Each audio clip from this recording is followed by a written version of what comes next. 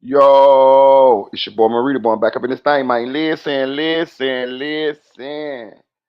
Uh, we got a full docket today, dog. We got a full docket today. I promise you. Appreciate everybody for joining the live. Appreciate everybody for supporting the channel. Appreciate everybody for hitting that like button, subscribing to the channel, um, donating to the channel, joining the membership. Follow me on Instagram. I appreciate all y'all. Shout out to my girl T and Bourne. She the first in the building. Um, First on the docket, we got the prison guard, man. It's a female prison guard. She was um I don't know if she's a prison guard. Matter of fact, she wasn't a prison guard. She wasn't a prison guard. I need to change that. Let me change that right now. I think she worked.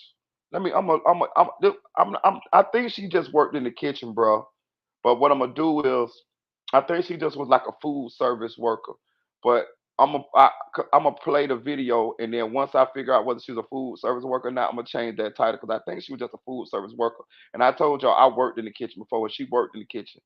So they do have food service workers who are not guards who work alongside us when we work in the kitchen. Never been to prison, only in the county, but that was the same setup, and it seems like they had the same setup in this situation. But anyhow, she was allegedly, well, she was murdered by um, her jail boyfriend, man, her jail boyfriend, and he was able to get a gun in jail and kill her, kill himself, and leave a suicide note. This is crazy, man. We're gonna talk about it.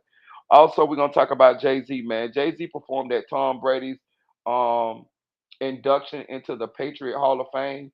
And bro, when I tell you them white folks didn't give a damn who Jay Z was, man. Jay Z was out there doing his best performance, trying to get them white folks crunk, and them white folks was walking around him looking like the story of OJ. You're still a nigga. You remember that? Still a nigga. You know what I'm saying? Yeah, that's how them white folks was walking around Jay Z, bro. That shit would look sad as hell. You know what I'm saying? Made it look like he was. They ain't give a damn about them billions of dollars, $1 billion that you got. You still a nigga. You know what I'm saying? So we gonna talk about it. Also, we gonna talk about um 50 Cent beef with Supreme Jr. Y'all know Supreme, the one who allegedly shot 50 Cent.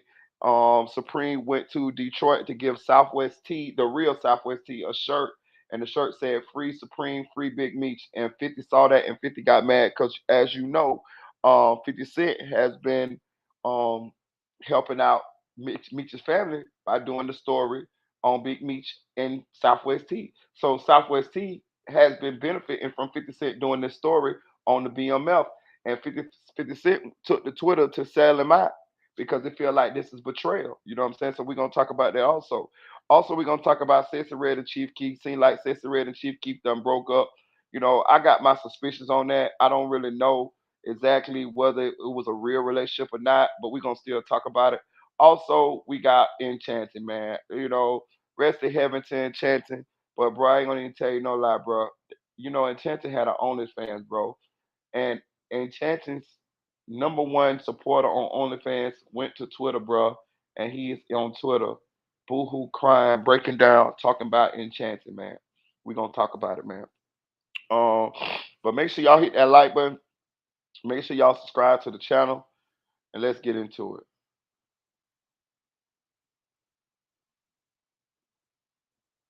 Inmate managed to get a gun inside Smith State Prison and then killed the kitchen staffer before turning the gun on himself.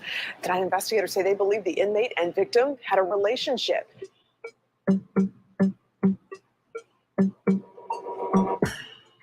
This is the story of Orion Shavia Grace, age 24, a prison employee who was shot while at work in the kitchen at Smith State Prison in Georgia by her prison bae, Jadricus Hart, who was an inmate serving 20 years for voluntary manslaughter.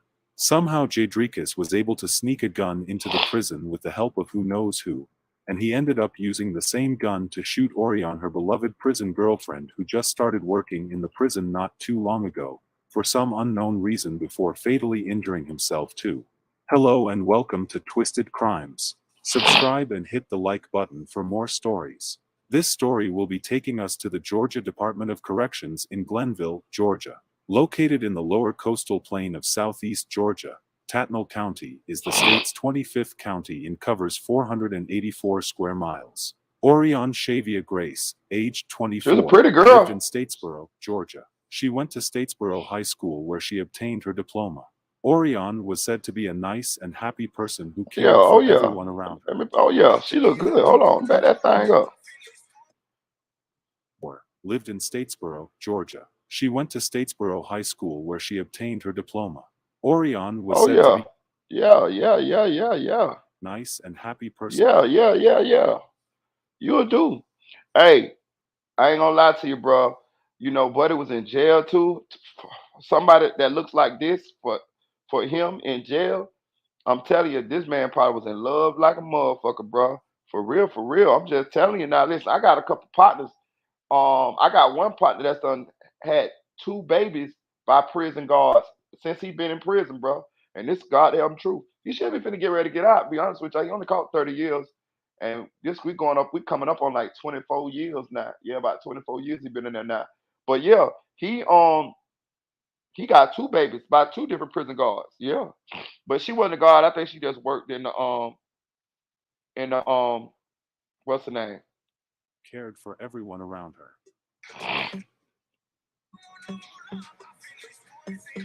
She worked in the kitchen.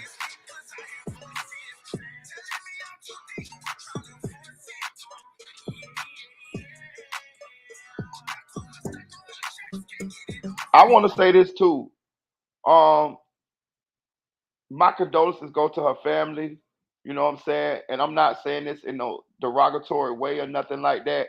But let me tell you something. Um, a lot. How am I say this? Some people that work in these environments, they work in these environments, uh, and they in it for a reason. Put it that way. You know what I'm saying? Like, um, how am I say this? I'm trying to say this in the nicest way as I can. A lot of people fall for people. A lot of people work in certain positions so that they can be in position to do certain things. I'm gonna just say it like that. And I know it. I know to somebody who this whole situation seems like crazy to. It might seem like nah, but I'm gonna tell you something, bro. Take it from somebody that's done been in jail, bro. Never been to prison, but been in jail. Knock on wood. A lot of prison guards fall for the inmates, and that goes on both sides. The men, some of them fall for the women, and the women fall for the men. This happens, bro. Real talk. I'm gonna be honest with you. Corrections officers, guards, that shit ain't nothing but a big orgy. I promise you, the guards be hunching each other like a motherfucker. The guards be hunching each other. The guards be hunching the inmates. Listen, me and my partner, remember that time I told y'all I was in jail and I didn't want to get out. I didn't really want to. I felt like I didn't want to go home. I felt sad when I had to go home. Nigga, one of the guards was talking to one of my homies that was in the cell with me, bro. She used to bring us food like because we was in the same cell with him. So she'll bring enough for all of us, bro. She used to bring us food, all type of stuff. When she used to go home, she gave him her phone number. He would call her phone. When she go home, she go home at like 4 or 5. So I forgot what time shift changed. When she go home, he would go up and he would get on the collect phone and call her from jail and talk to her on the phone. That's what I'm trying to tell you, bro. This shit goes down. And also, y'all got to understand this too. Some of these dudes be somebody on the streets, right? So a lot of these women be done heard about these dudes' reputation from the streets, right? So not only that, they look them up too. They look them up. You know what I mean? They be like, oh, this such and such. Oh, he had this kind of car. And these niggas and niggas swift too. Niggas will be like, hey, check out my Instagram, check out this, check out that. So the woman get to see the type of motion that the nigga had from when he was out. You feel what I'm saying? The nigga might look good to her, tickle her fancy, whatever. And now she got an opportunity to really talk to him. Whereas on the streets, he probably wouldn't even look her way. Know what I'm saying? But now she got an opportunity to get at him. Know what I'm saying? Lock him down. This her nigga. You feel me? Plus, Lord forbid if nigga gonna get out one day. Oh man, they done put their bid in. And a lot of these niggas can smooth as hell. A lot of these niggas can talk a cat off a fish truck. when you in jail, you ain't got nothing but your talk game, really. Talk game and your looks. You know what I'm saying? And a lot of these dudes get sharp on their talk game, bro. I'm talking about sharp on their talk game. You feel what I'm saying? So all of this plays a part in the whole situation. You know what I'm saying? I don't know if she knew him from the streets or whatever, or knew of his reputation, but all of this is things to think about when you think about how could this happen. It really can happen very, very easily. Especially you got to think about this too. Um, Guards do just as much time inside of jail. Well, I ain't gonna say just as much time, but they do a large portion of their life in jail, especially if they doing overtime and things of that nature. A guard, you know what I mean? Like she may spend more time a day with the inmates than she do her own outside boyfriend, because he got to work too. You see what I'm saying? So it's just a lot of variables that play a part in this shit. The way this shit goes down, man, and this shit is very common, very common. I told you my homie got two CO's pregnant. He doing 30 years, but he got two babies from two prison guards. Real talk. Shout out to Slime Light Max. Yo.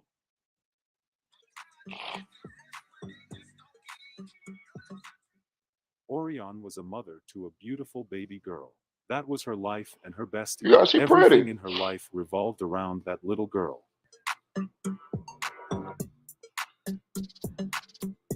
Hell yeah. She'll get dusted off.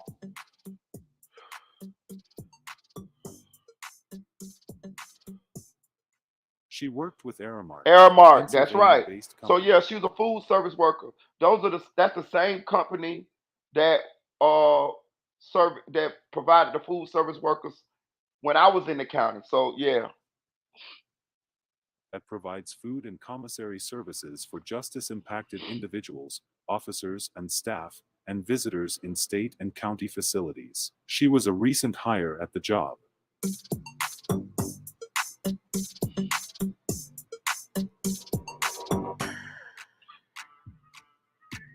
And that's another thing too, y'all. She knew at the job. So you know when the inmate. Listen, let me tell you something. When them niggas see her come up in that thing and she was new, she green. Man, you know them niggas. Man, them niggas went to man. Look, man, bro, them niggas went to boy putting beard in on her, putting them beards in on her ass. And them smooth talking niggas, bro. Tell them niggas talk a cat off a fish truck and jail. They ain't got nothing to do but to talk. Talk on the phone, talk to guards, finesse. Niggas be swift, bro. Telling you now. She was employed in January for the Philadelphia-based company responsible for the prison's food services. She loved her job because she loved helping people in any capacity she can. This job meant she had to work with the Georgia Department of Corrections. During this time, Orion met an inmate named Jadricus Hart. They both worked in the kitchen at the GDC. They started liking each other and they ended up having a personal relationship.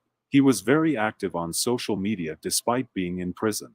Up my own bitch when he ain't love me. When I ain't have my slider right, no hoe when they ain't fuck me. Yeah. I be on some 55 shit. I know my mom proud of me. I know they cook real good. I just can't put down this shit. Oh yeah, yeah. This nigga right here. Yeah, this old. Hey, yeah. I'm telling you, talk a cat off a fish truck, bro. Listen, this is the. She fell for the look. Like Booster said, she got zoomed, my nigga. She got zoomed, bro. It's just sad that she had to lose her life. But I'm telling you, what she was doing is common as hell, bro. Know what I'm saying? A lot of this goes down, bro. A lot of this goes down. How you think these inmates get all this contraband, get all this shit in there? Bro, listen, I'm gonna tell you another thing. In this prison right here, they had a lot of shit going on, bro. Bro, they had guards bringing them PlayStations. Bro, listen, one inmate had a drone fly over the prison and drop drugs and guns from the drone. And guess how he controlled the drone? From a motherfucking PlayStation. They hacked into the goddamn prison's computer system or some shit like that from the goddamn with the PlayStation, and also they flew the drone with the PlayStation, had the drone drop guns and drugs over the goddamn gate with a motherfucking PlayStation. Bro, let me tell you something. Some of the most intelligent people I have ever met in the world have been in jail, bro. You be motherfucking surprised with somebody how smart these niggas in jail is, white people and all. I'm telling you, I would be willing to bet the most intelligent people in the world are in jail. I'm saying pound for pound. Yeah, yeah, for sure. But yeah, man, she got Zoom, man. My condolences. But yeah, look at this nigga, man. Look at him. You know what I'm saying? A PlayStation, bro. On God, a PlayStation, bro. A motherfucking PlayStation. Not even a PlayStation. Not even a new one, nigga. The old one, nigga.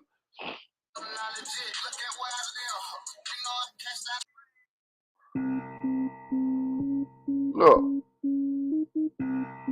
She probably seeing this nigga do this shit.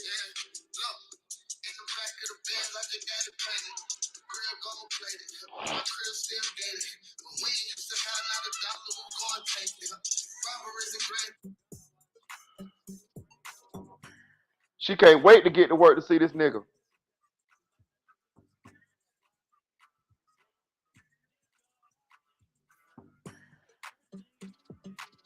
Boy, these niggas act like they ain't even in jail no more.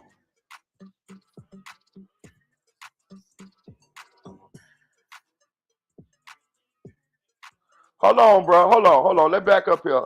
You know, Marita boy, he a little nosy, y'all.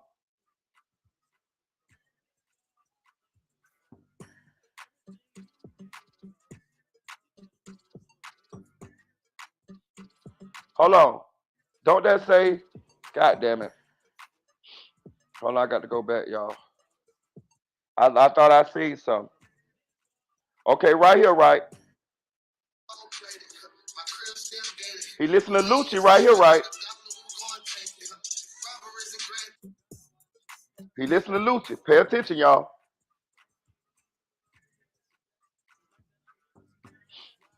He listen to Lucci right there. Lately, y'all been chasing paper, chasing guap. He listen to Lucci right there.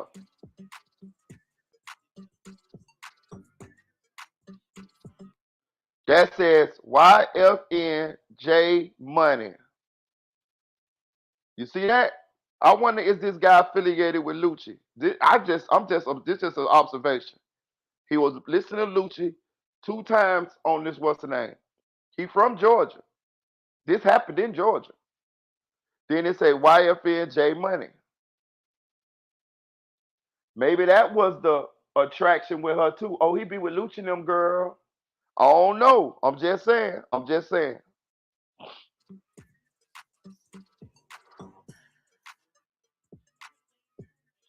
She was bringing him that food, y'all. Somewhere along the line, they became very close. Jadricus, on the other hand, was serving a 20-year sentence for voluntary manslaughter with a release date of June. Oh man, this nigga in there for manslaughter. Oh man. Look, that's him. YFNJ Money. His name Jadricus. YFNJ Money. He might be affiliated with Lucci and them, y'all. I'm just saying. Yep, J Money.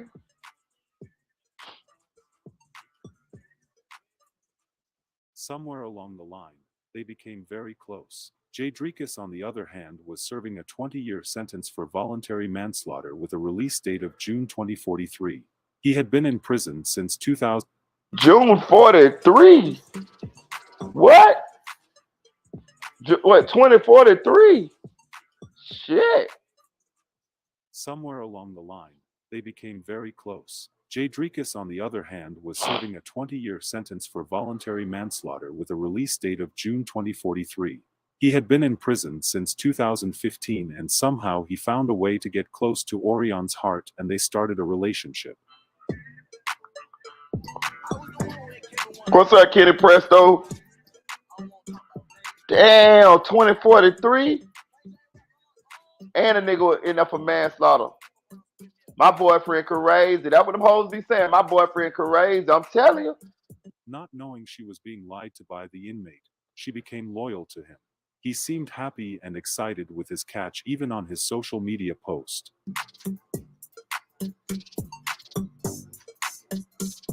Hey, boy, that nigga happy to the motherfucker. That nigga fucking in there now, bro. That nigga fucking her in there. That nigga tearing that ass up in there. Ooh. But listen, let me tell y'all something, bro. I know y'all, a lot of y'all ain't never been to jail, my niggas. So y'all don't understand. But let me tell you something, boy. Boy, when you in jail, my nigga, and you can mess around and snatch you something, and I'm gonna be honest with you, it don't even have to look as good as she looks. She could look good. You know what I mean? Like, she like a dime piece. You know what I'm saying? But niggas will snatch anything in jail. You feel me? This nigga get out 2043. This nigga, she could have looked like Rasputia. That nigga would have been lovey-dovey all up on her. You feel what I'm saying? But her, man, shit. Listen, she should have known that nigga wasn't gonna never let her go. Never, ever, ever, ever, ever, ever, ever, ever, ever. Hell no. Hell no. Boy, listen, boy. Look, bro. Bro, that nigga, you can tell. You see how that nigga was doing the goddamn California, the goddamn chicken, the junkie, goddamn the fucking chicken. That nigga doing the fucking chicken. That nigga was beating that pussy down, boy. God damn, boy. Listen, part of me, I'm sad, dog. I'm part she died, but at the same time, boy, I'd have been to jail, boy, and I just know, boy. I'm talking about, boy, I'm talking about I know that nigga what happened in a song, bitch. And let me tell you what this had to be about, bro. This had to be by her breaking up, bro. This had to be by breaking up, bro. Listen, you got niggas that in jail, they ain't never even hunched the woman. Know what I'm saying? And as long as it's a guard or somebody working medical or in the food thing for Airmart or something, if they act like they go with them in an inmate mind, we really go together. I'm telling you, nigga, if I'm in jail in the guard or the female guard or the nurse or the whoever act like she go with me, nigga, we really go together, nigga. Nigga, real talk, nigga, real talk, real talk. It was a nigga. He just got killed, bro. He just got killed earlier late last year. He from he not from my hood, but he from my like my area. And me and him was in the county one time, and this is when I was in the kitchen, when I was a cook in the kitchen. Bro, it was a girl in there, bro, skinny girl, but she was from the hood though. She did the same thing, worked for Airmark, just like this lady.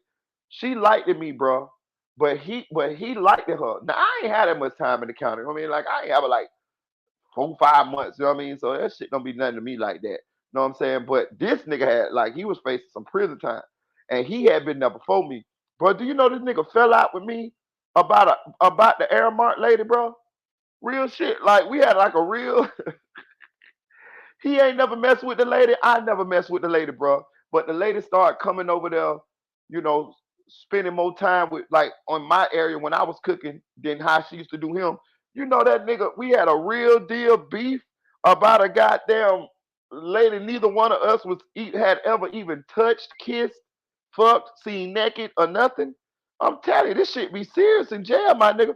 She might have motherfucking been talking to another inmate or something. You feel me? Like a nigga, man, that can cost her a life. Hit that like button, y'all hit that like button. This shit crazy. It's real up in jail, boy, for real. Man, the bitch looked at me and said, "Bitch, you look like you him." What you told her? I am. Man, Bro, look at this nigga, bro.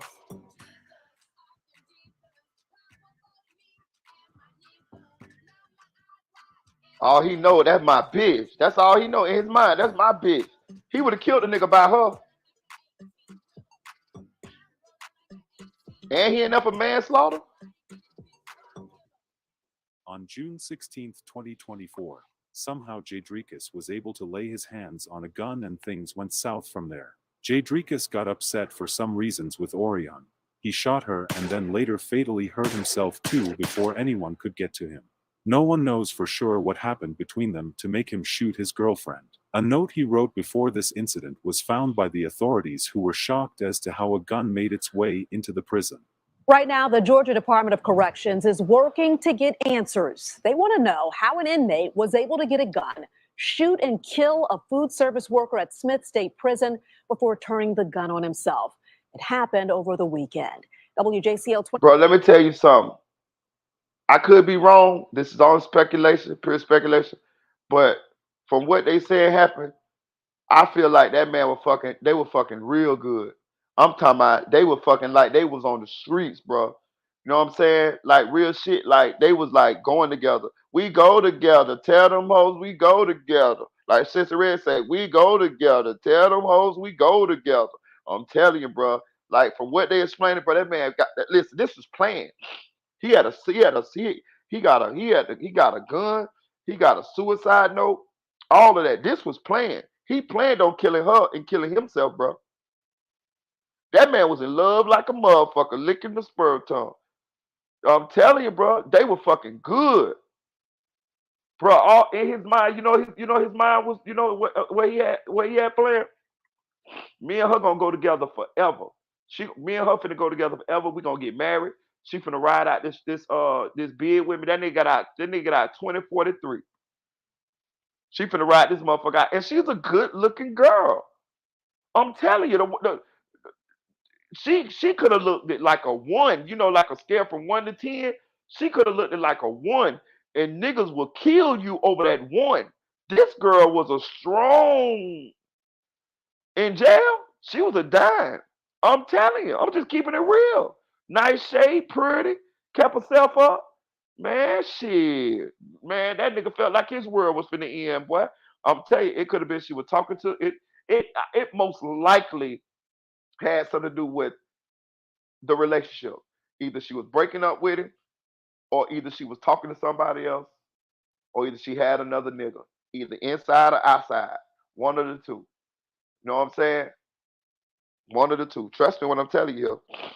The News' Brooke Butler has been in touch with the GDC as well as civil rights advocates. She joins us now live in the studio. And Brooke, we're learning the victim and the offender were in a personal relationship. Hit that like button, y'all. Please hit that like button. And please donate to the channel. Today, the department also said it found a suicide note that appears to have been left by the inmate. But civil rights advocates say they want to know how a gun got into the prison in the first place. This was the tipping point right here. Early Sunday morning at Smith State Prison in Glenville, the Georgia Department of Corrections says inmate Jadricus Hart shot and killed 24-year-old food service worker Ariane Grace before shooting himself. Bro, that man was in love, bro. Briefly spoken. I promise he was in love. The sister of Miss Grace, and they are understandably upset. The GDC says it appears the two were in a personal relationship. The Corrections Department says it has recovered the gun used. It's now working to learn how the firearm got into the prison to begin with. I don't think they've ever had anything like this happen before inside of a facility. Brian Randolph is with the Human and Civil Rights Coalition of Georgia. He tells me in this same prison, they had the warden of this prison. He in jail now for bribery, all type of shit. They also had another correction officer that worked there that was murdered within the last year. Like, okay, this prison had a lot of shit going on. What they say? Hey, what's up? So you don't know anything can be done tonight, but I would like to be safe and sorry. What facility and what is happening? Smith. Damn. What is it? he actually contacted the GDC last year, telling them he heard a gun was in the prison. So we were tipped off in May of last year of a possible weapon that been dropped off via a drone. He says he sent this text message to GDC's general counsel, telling her exactly what he was told. We never heard anything else about it. We reached out to the GDC asking them about this. They said, quote, that was investigated by our Office of Professional Standards and no leads were developed. Randolph argues GDC should have tried harder. I guess, my question is the next time when they get another one in, how many more people are going to get killed besides two? Advocates believe the violence inside Smith State Prison is caused in part by understaffing. Randolph believes this latest incident will likely only make matters worse when it comes to hiring. Nobody's going to go and work in these places. What kind of hairstyle buddy got? It was also confirmed by the authorities that both Jadricus and Orion were in a relationship. The investigation is still ongoing and it is still unclear how he obtained the weapon. No conclusion has been reached yet on that matter. The gun is now in the hands of investigators. Friends and family have since paid tribute to Orion, describing her as kind and pure-hearted. It's still a very shocking he was in love like a motherfucker with all that though. Make its way into a jail should be a gun, especially into the hands of someone who was serving time for voluntary manslaughter.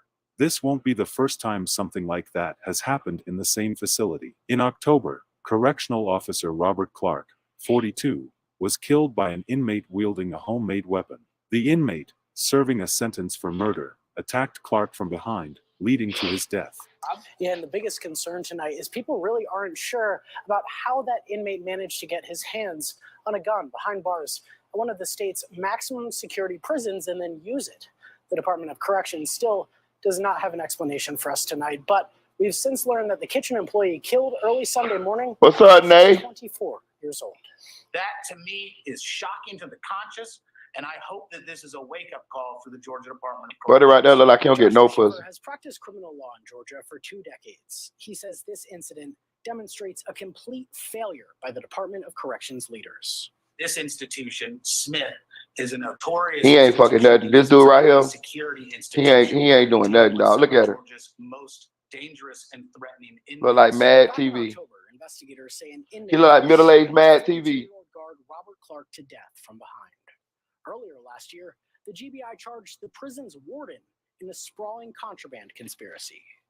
Hart was serving time for voluntary manslaughter and aggravated battery from a 2015 case out of Carroll County. His earliest release date would have been 2043. This wasn't a shank or a piece of. Look at middle-aged Mad TV, y'all. This was a firearm with ammunition, and everybody needs to realize how dangerous this situation was and how indefensible this death is. The entire state correctional system has been under a years-long federal investigation into allegations of civil rights. Just a little while ago, a spokesperson for the prisons told us they believe Hart and Grace had a romantic relationships. They say he did leave behind a note, but there is still no clear answer about how that gun got into a Supermax facility at this point.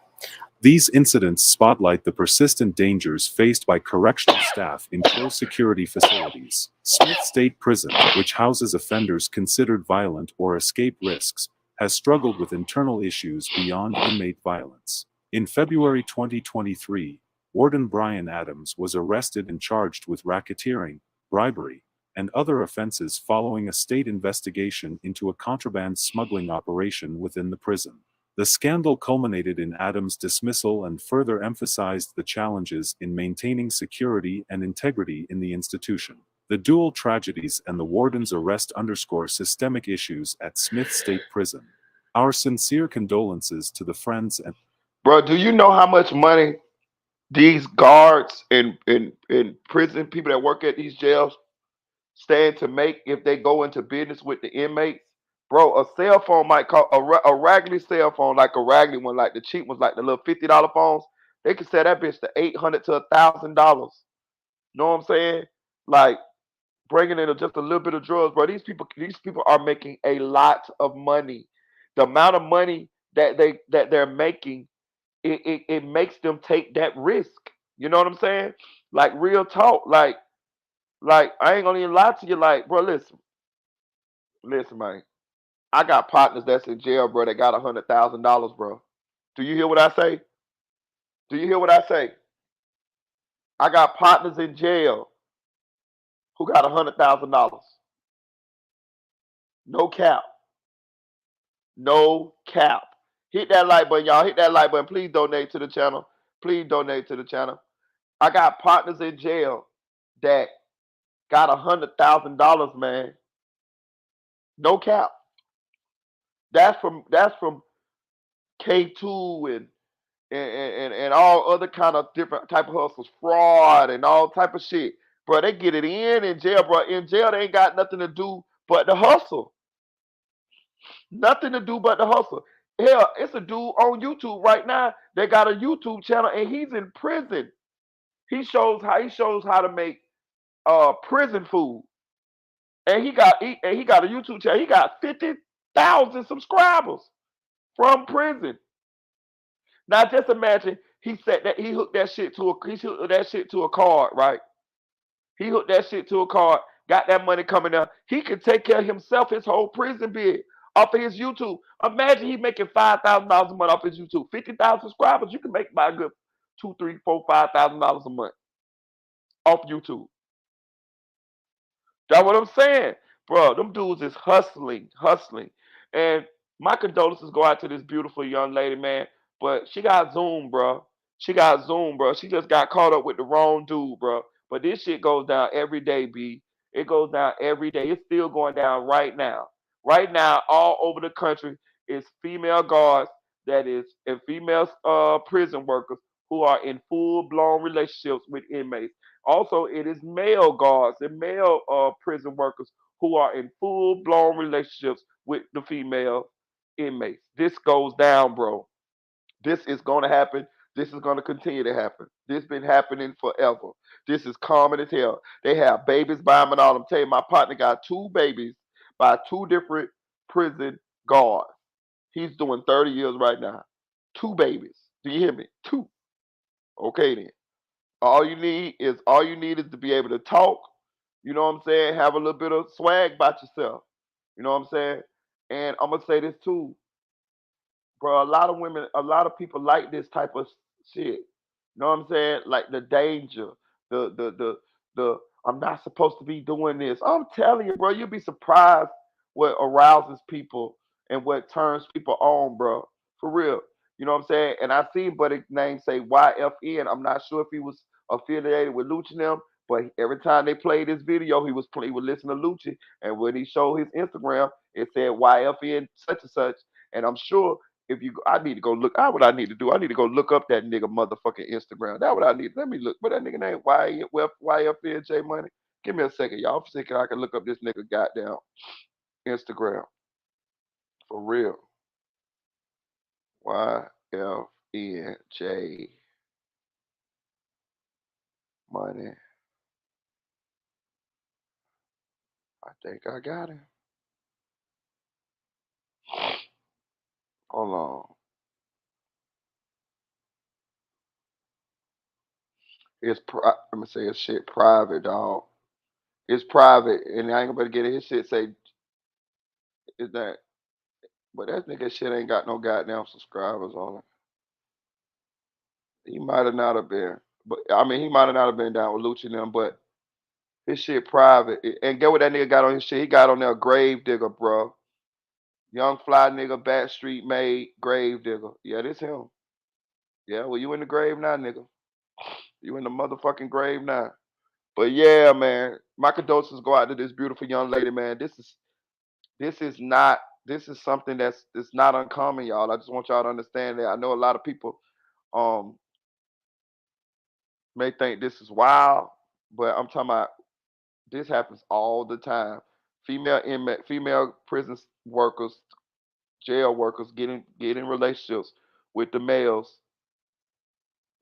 I'm talking about every day, every day. You know what I mean? And I ain't gonna lie to you, as an inmate, that's your dream to have you a prison girlfriend or jail girlfriend. Nigga, you can fuck around and give me that nigga get out to 2043. Nigga, I would have been doing the same thing in that bitch trying to get into a relationship with a goddamn female in that bitch. You crazy than a motherfucker. Hell yeah. Shit. For real. And she looked good too. When they finish investigating this, I bet you this got something to do with either she was trying to cut it off or she had something else going on. Whether it was somebody else in jail or whether it was somebody outside of jail. But I'm sure that's crazy though, man. Damn, my condolences to her though. Damn. All right, let's move on. What else we got? What else we got? What else we got? Um, we might well stay on the relationship. We might well stay on the relationship tip, man. Voila. Hit that like button. Hit that like button. Please donate to the channel. Please donate to the channel. It's Juneteenth, man. Happy Juneteenth, y'all. Happy Juneteenth. Um, it's alleged that Sexy Red and Chief Keef done broke up, man. And they say goddamn Chief Keef been dating Kayla B, which is King Von's sister. Now we gonna blow this up right here. Y'all remember? Like, I'm gonna tell you this. This shit here, I be taking this shit with a grain of salt, dog. And the reason why I take this shit with a grain of salt is because I always thought that the Chief Keef and Sexy Red love thing was like a publicity stunt anyway. Know what I'm saying? But they say Sexy Red mad about this shit. She might be just a good ass actor. Know what I'm saying?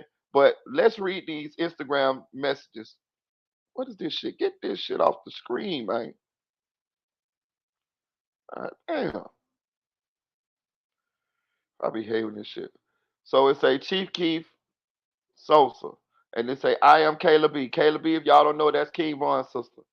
And he say, "My boo," and look what she posted. The little kissy, the little emoji with the little kisses, with the little yeah, and then yeah, yeah, yeah, yeah, yeah. So they were saying that King Von and Chief Keef had a little beef going on because when when Boss Top and them broke into Chief Keef crib or whatever, or they stole whatever they stole from Chief Keef, you know what I'm saying? Or Von, they say Von was in on it, or Von didn't. Von was kind of down with the shit, so Chief Keef kind of had a little beef with Von. And if you remember, not when Von died, Chief Keef never posted Von, never said rest in peace or nothing like that. So for Chief Keef to now be talking to Kayla B, who is King Von's sister, everybody looking like, damn, you know what I'm saying? But I'm gonna say this, boy, Caleb, he look good in a song, bitch, boy. I ain't gonna even lie to you. Hell yeah. Look, her over her. Look, her over her. Man, look at man, that girl got all kind of white shit thrush on her tongue and all type of shit. Man, I'm good. Her over her. Man, I think this shit was just to sell records. I don't know. But they saying they broke up and they said she mad and they saying it's cause of Kayla B. Kayla B look good, boy. I ain't gonna even lie to you. Kayla B look good in a motherfucker. For real. So yeah. How do I feel about it? I really want to hold my opinion on the shit because I'm not sure there was a real relationship in the first place any goddamn way. You know what I'm saying? I'm not sure. I'm not so sure. But yeah, I'm just gonna move on with that one. But yeah, oh also Sexy Red got her some titties, y'all. She went and got her some breast implants, you know what I mean? So good for her, you know what I'm saying? She getting that badass ant built body together, you know what I'm saying? I've been looking at her. You know what I mean? She built like an old ass auntie, you know what I'm saying? But she getting it together, dog. She got her some titties, you know what I mean? She gonna have some hips and some ass after a while, and she gonna be looking like a bug's life. You know what I'm talking about in her middle age. You know what I'm saying? So yeah, that money will do something for you. All right, let's move on because I really wasn't interested in that shit. No way, not really, because I think it's a publicity stunt. You know what I'm saying? Honestly, let me see where we gonna keep going. All right, get rid of that one. Let's go to the Young Thug trial, man. We gonna go to the Young Thug trial. Shout out to the Cuff Boys. Go subscribe to the Cuff Boys.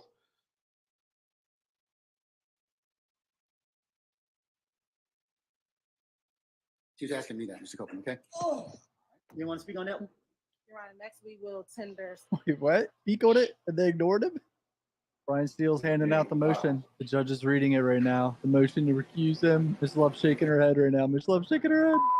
Day 93 of the Young Thug YSL RICO trial was painful. The state placed 2 of the 2015 interviews that show Lil Woody snitching after objection from the defense. Boy, oh boy, was today tedious. The state is showing full interviews with terrible audio that you can only hear like half the words, if that. I'm going to try my best at cutting it down to the highlighted parts where you can actually understand stuff. And at the end of this video, you'll see Brian Steele hand out his motion to recuse the judge at the very end, and everything's so intense and silent. They're flipping through the pages reading it. This trial's a goddamn shit show. Hit subscribe. Here we go, boys. First look at Thug on day 93 and Brian Steele and Shannon Stillwell on the right and Keith Adams on the left. Mr. Weinstein is actually sick, but he doesn't really know it yet at the time of this live stream. But he ends up going home. And so the state would ask that we can move forward today with the first 4 interviews. We'll see where the day leads. Tomorrow, have some litigation if necessary regarding the June 10th interviews. Everything he said in those interviews were lies, that he said anything that he wanted to say in order to get out of that interview.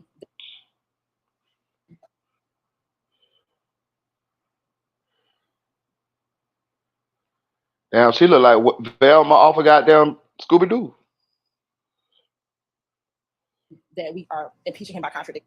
They want to play Woody's entire interviews. Defense obviously doesn't want to do that because it's going to take forever. And there's a lot of stuff in it that's prejudicial to other people. So redactions that defense counsel may want.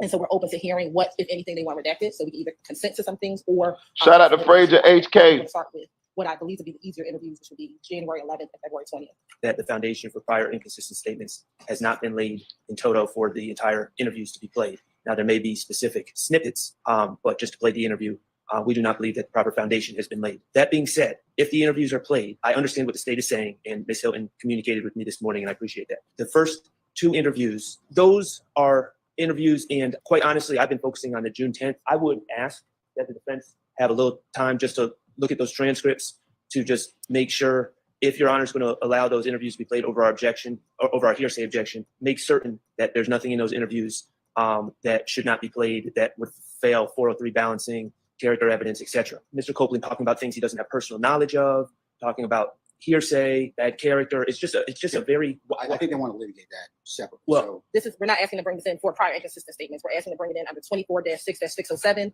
and 24-6-621, which is impeachment by contradiction, in which a witness may be impeached by contradiction in several ways: close questioning to elicit concessions of error, 2, questioning the witness about the substance of implication of evidence already produced during the case, confronting the witness with his or her own contradictory prior statements. And that's what I want to focus on, Your Honor. Mr. Copeland testified repeatedly during trial last week that everything he said in those interviews was a lie, that he was just saying whatever he wanted to say in order to get out of there, that the officers were pressuring him to speak about Thug, that in the first interview, he did not come down there on his own. He only came at the request of law enforcement, and we believe each of these interviews contradict everything that he testified to in before this jury, Your Honor. So we believe that at this point it is right to show impeachment by contradiction. Fall under contradiction, but playing the whole video, it's like they're saying he said he lied, and we're bringing this as contradiction, evidence of contradiction. But that would be assuming that he's telling the truth in that interview. It doesn't in and of itself facially contradict anything he's saying. He's just saying he lied. ordinarily, you'd be right.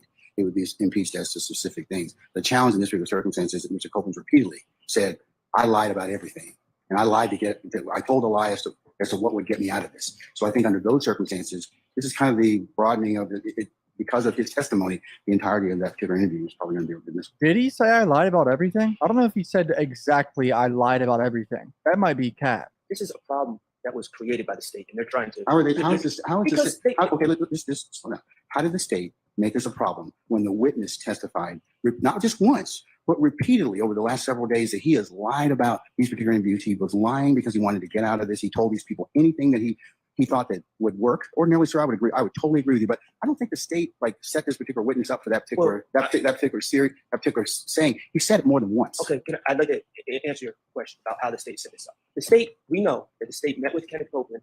What was it, 2 weeks ago now? We know we were arguing about whether his attorney was alerted, etc. They met with him, I guess, in the courthouse. I don't know. We know that they met with. They've done this with several of the people that are alleged to be associates of our clients. They have been asking about statements from 10 years ago. Intentionally, have not allowed these witnesses, not afforded these witnesses an opportunity to review their past statements prior to testifying. Ooh, that's low-key a good point if they intentionally did that. So they want to play their past statements. They want, I don't recall. And so they bring these gentlemen in, ask them about statements that were made 10 years ago, and have never given them an opportunity. We know that the state, they're thorough. We know typically in trial, when the state is calling a witness, they say, hey, we want you to come into our office. We want you to sit down and review what you said in the past. And they do that regularly in trial prep. They have chosen not to do that for Kenneth Copeland. Hey, y'all, do me a favor, man. Please donate to the channel. As y'all know, I ain't getting paid off YouTube right now. So only money I get paid is from donations, man. The Cash App is on the stream. Man, please, out of the kindness of your heart, donate to the channel, man. Your boy been going hard, been cranking out this content to you. We only got a $20 goal. That seems, I think, pretty reasonable, man. It's pretty reasonable. I did 4 lives yesterday. I did 4 lives and didn't make not one dime. Not one dime. You know what I mean? And that was probably over 6 hours of content. You know what I mean? Don't get it twisted. I love doing it, man. But I appreciate if y'all would donate to the channel, man. You know what I mean? To keep your boy going, man. You know what I'm saying? Thank you. Not to do that for Trontavious Stevens.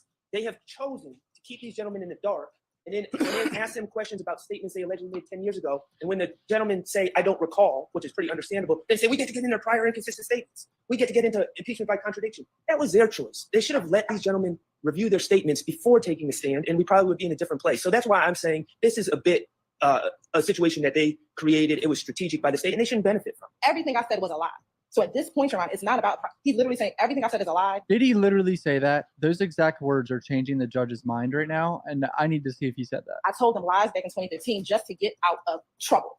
And what we are saying now is we don't believe that to be true. The jury can make an assessment based on his trial testimony and what he said previously and determine by his body language, by how he testified, by how he spoke to law enforcement, about what was asked of him, how he responded, whether or not they believe that everything he said previously is contradicted by how he acted in court. Shar is focusing on prior inconsistent statements. Again, we're impeaching by contradiction, meaning what he said in court is distinguishable from what he said previously in 2015. I get what the state is saying, but they want the jury to figure out when Woody was lying in court or on those 2015 interviews. We have a duty not to just play prior statements that are not inconsistent and do not impeach current testimony. In addition, saying testimony by prior contradiction. It's an impeachment way to do it, but it's not impeachment for some things. Other things, sure. He said, I said anything to get out of trouble, to get the police to stop investigating me, or words to that effect, and put them on someone else. Also, there are detectives. There is Detective Thorpe in the January 11th, early morning hours, 2015, video, audio, and there are other officers. Those officers give statements as well. Now, some of the statements have to put in context, so the rule of completeness. However, other statements, the detectives are giving information that do not put anything in context. It's their opinion, but I do believe that the state needs to be more focused and not just say they're playing everything. We're going to recess for 5 minutes, and I'll see if we can find that particular statement. And, So it actually ended up being a 45-minute.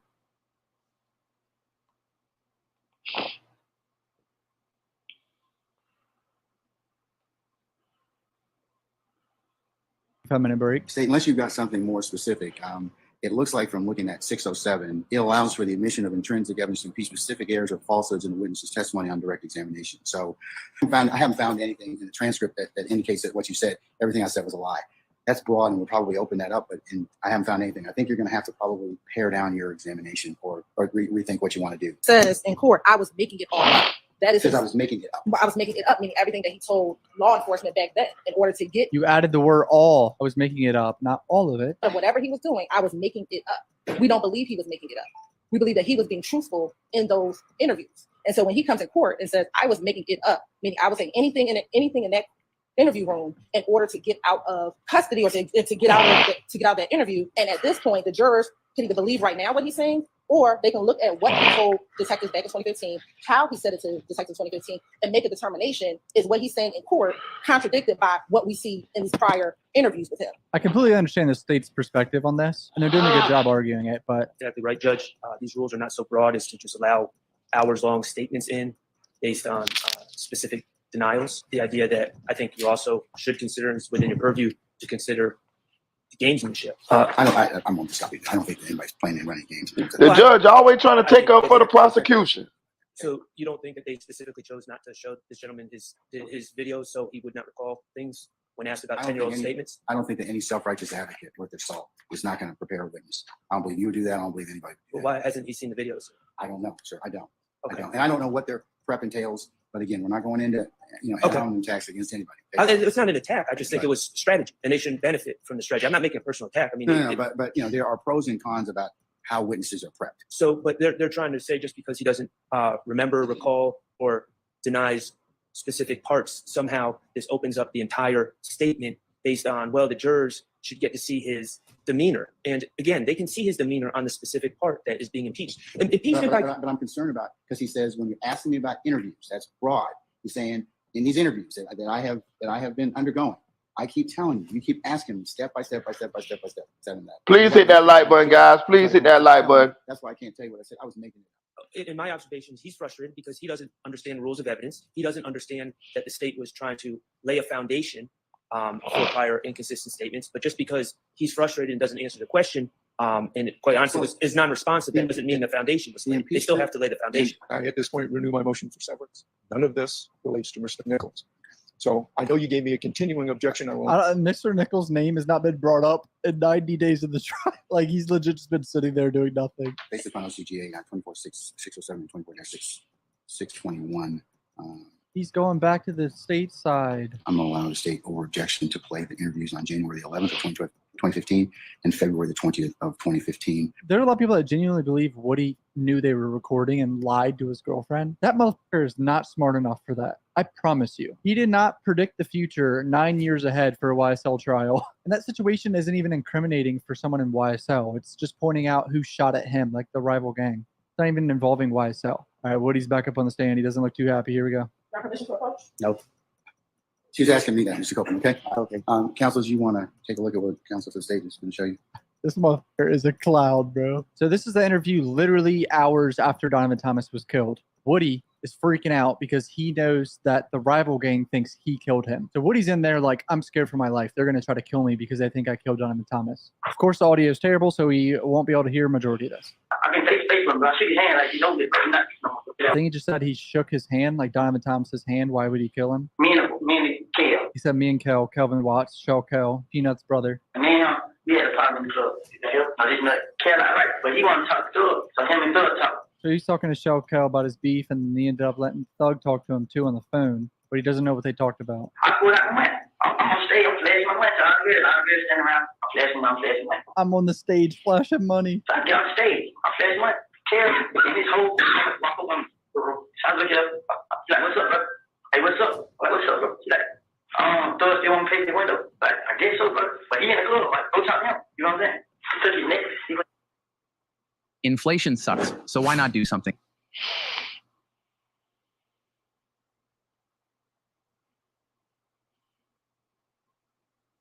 So like, money back. Kel punched me in the back of the head. So he punched me in the back of the head. He pushed me to the ground. He tried to go in my pocket and get my money. But then I held on to my money. The other guy punched me out in the face. Fighting the I was holding on to the money. Now he's just talking about getting jumped. They had a meeting. Like, it was a blood meeting. And the meeting was about me and Thug. Now he's talking about the meeting that they kept bringing up where he found out that they wanted to kill Thug and him. I'm telling him, like, what Thug got to do with it, bro? Yo, Thug was just talking. Young Thug, bro. You know what I'm saying? So I'm talking to him. Like, him. See what you like, bro? It ain't no beef, bro. Like, what have I done to him? I ain't never talked to that girl. I never did anything to him. I wasn't getting anything. You know, it's a gambling house. And we gamble. You know, that Lakewood. They go to stand on top of the roof and shoot inside. Now he's snitching on his rival gang, shooting at from up top the roof. Remember, someone was standing on the roof and shot at the gambling house, I believe. Most of them come back. Or you know, they talked about me and him. Shot on nuts. Most of them. They said me and him did it. You guys know the Moto? Yeah. MOONKTO. TNOOK. Bro, spelling out his boys' names. So in this interview so far, he seems to be telling the truth, and that's what the state wants to show the jury. It do sound like Woody telling the truth, though. 3/12/58. Oh. That boy's yawning and stretching. Oh, yeah, I see it going. What is this face right now? I didn't do it. I never had a problem with it. So yeah, he's freaking out. I never had a problem with Nut. He got a call from someone telling him that apparently they heard he killed him. My first I had a problem with Kel. I don't really be with him. When we see each other, they dump me up. When they be with him, don't dump me up. Boy, every time, like, me and him, we just get each other. But the last time, we just set each other up. You know what I'm saying? I'm like, oh, it ain't no beat. I don't know what's going on with Kel, man. Like, What have you been trying to say that the detectives forced him to say shit? The detective hasn't even spoken yet. He just been holding. Hey, I got a question. Jump in the comment section. Do y'all think Woody telling the truth in these interviews, or y'all think Woody telling the truth on the stand? I'm kind of with Cup Boys on this one here. It kind of feel like Woody telling the truth in the interviews. You know what I'm saying? I mean, not all the truth, but it seems like it's more the truth in the interviews. You know what I'm saying? Jump in the comment section. Let me know how y'all feel about that, because that's what it sounds like to me. Talking. Inglewood, Inglewood, ABG. Y'all ever had a Infinity Gray? Inglewood. Infinity 245 before? A truck? No. A cup? Yeah. Not I know of.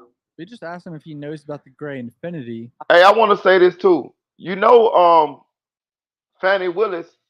I think Fannie Willis from Inglewood. I'm talking about California. At least her father is, if I'm not mistaken.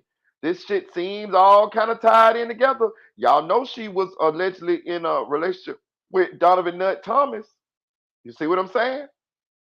I keep hearing Inglewood sprinkled all the way through here. I see an Inglewood connection. Where my boy SLK at, man? I think Woody knows that the car that they used was the Infinity. I think he thought it was a different type of car. Damn, Woody had hair back then, y'all. He always wear a BG hoodie. And if it's like you right, it's never like it. Bro was describing someone's whole height and facial features and clothes. He got this shit here. Oh, was he describing Shell Kel? I get named everything. Like, my name comes from everything. Everything. Like, even my first time name ever comes in merch, so I didn't know what to do. I'm telling you, like, right now, I'm telling you, the only reason I'm scared because I didn't do it. And I feel what I'm saying, that video my time, you do it, ain't never had a problem. But I was nervous. I was scared. I didn't know. I didn't know what to do. Like, once on the house, I didn't know that. Dang, bro, like, Dad, I'm sit here and say, I did it. I go through this every time. Like, I can't do that right. And now somebody did. I ain't afraid of, you know what I'm saying, nothing, but I just don't want to go to jail or die. somebody to do. I kind of think he's telling the truth right now. He just said, I don't want to go to jail or die for something I didn't do. Talking about killing Nut. Some people are going to think that, you know, he was genuinely scared and maybe he did kill him. I don't think he killed him, bro. So right now, so me and Nut see each other, get each other. You know, see like what's going on with you. It ain't, it's a game. It's the whole clip. You know what I'm saying? That's him saying the whole gang is going to be after him. I ain't had nothing to do with this. I ain't kill him. I ain't had him killed. I ain't never tried to fight him. I ain't never tried to rob him. I ain't never done nothing to him. Me and Kelly, we don't see each other plenty of times in the streets. I ain't never did that to each other. Ain't never in life, man. Like, never. I'm so frustrated, man. I come brother, man. So, Nut just care, bro. He cool with everybody. Nut cool with everybody. You know what I'm saying? Well, Kelly was a problem. But me to get him feel that don't got this. You know what I'm saying? You see me throwing money, I'll flash money. They throw money, they throw money. That's how they keep that. So at one point he just said Nut's cool with everybody. He's basically saying that he would never do this. It seems like he's telling the truth, but I don't know, man. It's up for the jury to decide, and who knows what the jury is thinking right now. So suddenly the court went on a long-ass 2.5 hour long break. Someone got sick. Anybody else need a Oh, man.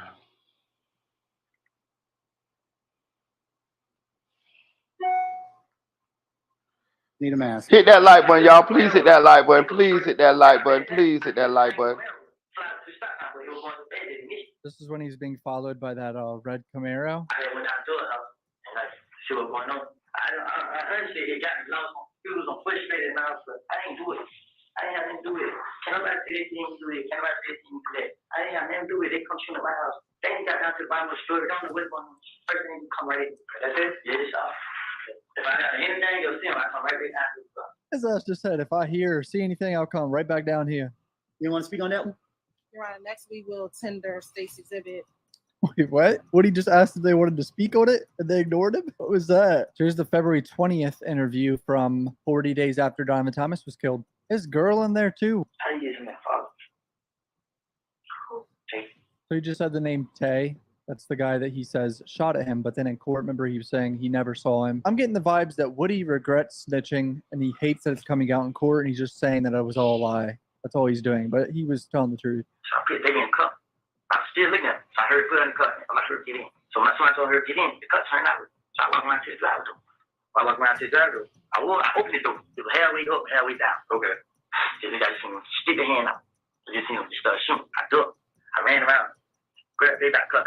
I was thinking they were going to shoot the cup. Okay. I grabbed the baby out the cup and told her, come on. When I grabbed him out the cup, I just pulled my gun and I just shot that. When I shot that, they stopped shooting. I stopped shooting. Okay. I come on, we ran back in the house. They ran back to the door, we had to put coal in. They started shooting again. I shot again. I shot 2 times. Then when I shot 2 times, I just see them red. Boom. So when they red, I read the pen. So I shot her put in. I looked at him, yeah, because he angry. The whole situation with him being shot with this kid out front of his house. Why would they be still shooting at you? Cause guess what, man? Everybody's the same question, man. This bad thing about it, I can't say. This bad thing about everything's going on. Detective asked him, why would they be shooting at you? He said, I can't tell you. Everything going on, man. I can't say. I will say this. When Donovan Thomas got killed, Woody went to the police precinct hours later and told them that people was going to think that he killed Donovan Thomas and he was afraid for his safety. He said that shit hours. He went to the police precinct on his own. Wow. I can't tell you what it's about, man. Who do you think at this point? Do you recognize anybody in the car that tonight, this evening, that shot at you? Do you recognize anybody? I couldn't even see that face. You recognize who it is? He's not answering the question for some reason right now. So you saying the loyalty, not knowing who is out here shooting at your baby mama and your baby ain't gonna stop it? Because you can't sit here and tell me today who you recognize as the person who was shooting at you. They've been shooting up all these houses. I didn't retaliate not one time. I'm gonna tell you why I have. Because I feel like police out here. You know one of the dudes that sit in that car that shot at you, and you were sitting here today and won't tell. There's people that think Woody intentionally didn't tell this guy who shot at him, but then with his girlfriend, he told his girlfriend in there intentionally so they would record it. He is not smart enough for that, bro. I'm telling you right now, this guy is not smart enough for that. There's this misconception that Woody is some genius. Last time we was in the club, punch me in the face, try to go and fight with it. I hold on to the mic. Nobody take no one. They try to turn everybody against me. They try to turn thug against me. He said they tried to turn thug against him too. Dude, I don't think he killed Nut. I'm just gonna put that opinion out there. If y'all disagree with me, I'll have to tell you, but I don't think he did. All of this seems genuine. They don't want me and him together because I got a lot going on. want him to get caught up in it. They're gonna have a way of putting in everything.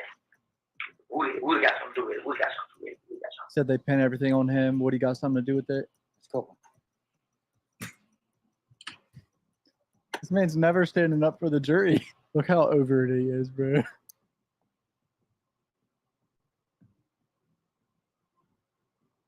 Yeah, Tay did.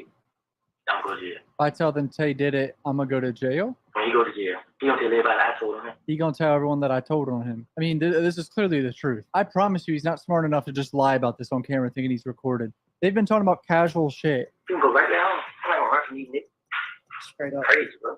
I refuse to run from anybody, man. Hold up. Did he just say straight up to that? He said, I'm not gonna run from these M words. And then he said straight up. Stay in the court. Brian Steele's handing out the motion. Well, this is not a file copy. It's a courtesy copy. The judge is reading it right now. The motion to recuse him. Here we go, boys. Miss Love shaking her head right now. Miss Love shaking her head. It's so quiet. It's just so intense. The judge is flipping through the pages.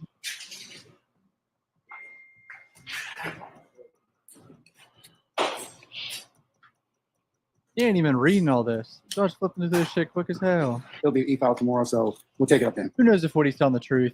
I think it seems genuine, but some people are going to think he's lying, and this is a whole big plan, and he's the one that killed Nut. So jury doesn't come in tomorrow, and then there's no court Wednesday.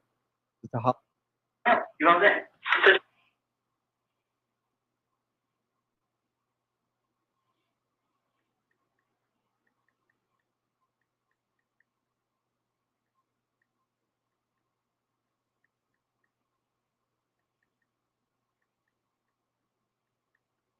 If y'all don't got arcade, y'all better.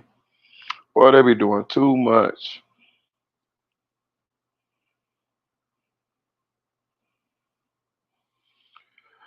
Yeah, so I don't know what's going on. Part of me want to believe some of the shit Woody be saying, but then again, I feel like I'd be a damn fool to believe what Woody be saying. Woody be lying his ass off. I will tell you this though. I feel like this trial is pretty much over, y'all. I mean, I ain't gonna even tell you no lie. I know they're going through the motions and all of this, but that judge he's gonna get thrown off this case. Also, with all the crazy shit that's been going on with the ex parte meeting and all of that hearing and all of that shit there, I think even if a Thug does get convicted, I think Thug has a great ground for appeal. And I understand what's going on. They don't want this to be a mistrial because this shit been going on for 9 months already. And this trial is expected to go on at least another year, right? So can you imagine them having to do this whole thing over and spend taxpayers' money all over again? And I think that's why they continuing on with this trial or trying to push to continue on with this trial, even though they know this trial should already have been granted a mistrial. You know what I'm saying? And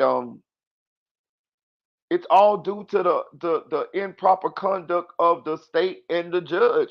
And as we can see, this is what they be doing.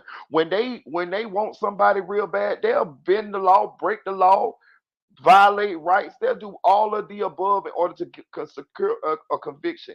And if you don't have proper legal representation, they possibly will railroad you. You know what I'm saying? And the only thing that's happening is Thug got Brian Steele, which is pound for pound the best lawyer in Georgia. You know what I'm saying? And he has competent legal representation. And also he has enough money to fight for his freedom and his rights. But as we can see, by watching this case, by watching the Melly case, we see what they will do to you in there if you don't have big deep pockets or proper legal representation. This shit is crazy. Hit that like button, y'all. Hit that like button. Hit that like button. Hit that like button. Hit that like button. Please donate to the channel. It's going right there across the bottom of the ticker. You see that little? You see the little red thing? The Cash App is right there. Please donate to the channel. Frazier say, "Yeah, that's fair. Seems like an unorganized, targeted attack for real."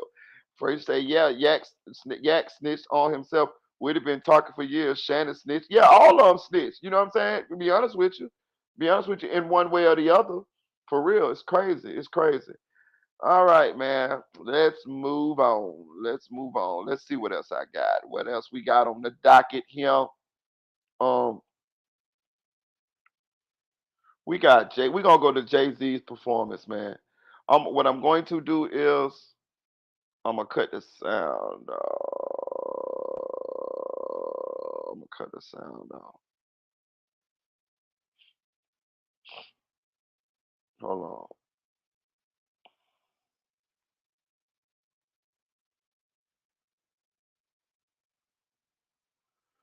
So Jay-Z performed at Tom Brady's induction into the Patriot Hall of Fame, and people been talking about it because that crowd in Boston was not giving Jay-Z no kind of attention. Like they didn't give a damn that a billionaire mogul, hip hop legend, Jay-Z was up on that stage performing for Tom Brady's induction into the Patriot Hall of Fame. Them people acted like they was uppity aristocrats from England who eat tea and crumpets, who didn't know who Jay Z was.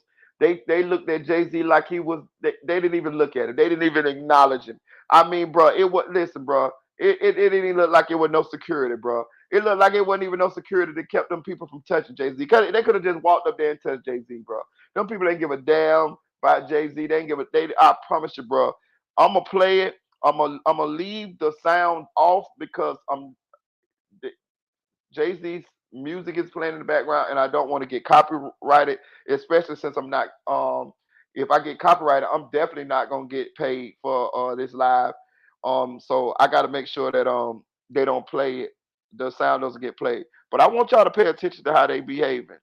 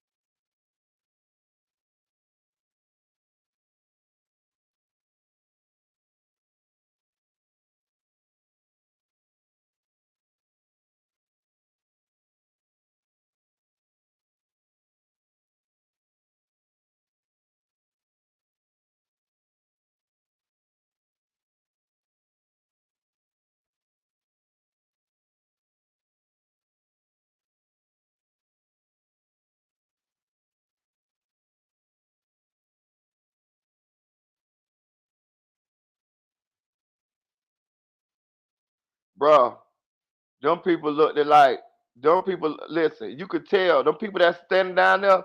Look, bro, it wasn't even no real security down there. So you could tell them people that's down there is like the like real close friends, family. You know what I'm saying? Probably some people, some kin to Robert Kraft, who's the owner of the New England Patriots. And them people want to stand Jay Z, bro. Them people want to give it a damn about Jay Z. You know what I mean? Look, I seen one person waving their hands. Now the backlash Jay Z receiving from this is because hip hop just turned 50 this year, and Jay Z hasn't performed at none of the hip hop is 50 events. Not one. Not one. But you'll come out to perform for Tom Brady, right? In front of a crowd of people who don't give a damn about you, who don't give a damn about your music, who look at you as the story of OJ. I thought I saw one person waving their hands. I thought I saw one person waving their hands. Nobody else. Look at these people. These people don't give a damn about Jay-Z. These people don't. These people is probably way richer than Jay-Z, and even if they ain't way richer than Jay-Z, they looking at Jay-Z as the story of OJ. Still a nigga. I'm telling you. It's just sad, bro. It's just sad, bro. It's just sad. You know what I'm saying? Whereas if he would have showed up to some other events, maybe some hip hop 50 events, he would have been more appreciated. You know what I'm saying? You don't need the money. So if only thing that I could assume is that he wanted to be Tom probably asked him. I'm not saying Tom didn't ask him. Tom probably asked him, but he probably also wanted to be the one to perform at Tom's induction to the Patriot Hall of Fame. You know what I'm saying? So he probably more so did it as like, oh yeah, I was the one who, you know what I'm saying, I performed at Tom Brady, da da da da da da. You know what I mean? Shucking and jiving, pandering, what they call it, cooning. You know what I'm saying? For real. Cause these people ain't give a fuck, bro. Look at these people. Bro, these people ain't giving a damn. Listen, watch. Look at these people. Look, look. There they go right there. When he ended, they finally clap. They finally clap for the Negro. Yeah.